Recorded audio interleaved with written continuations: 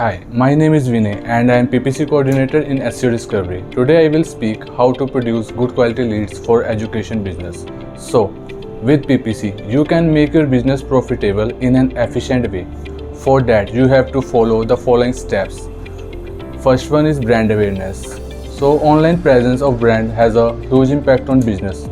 It is an essential step to make your business all-time high. Awareness of your business gives you higher conversions and leads for your business.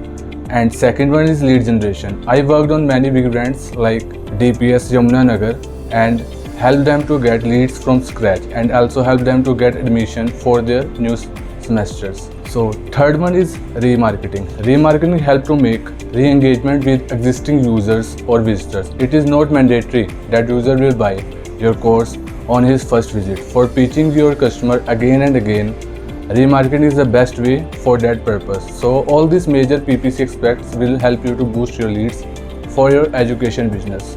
So these are the 3 steps that you have to follow to make your campaign successful. Thank you.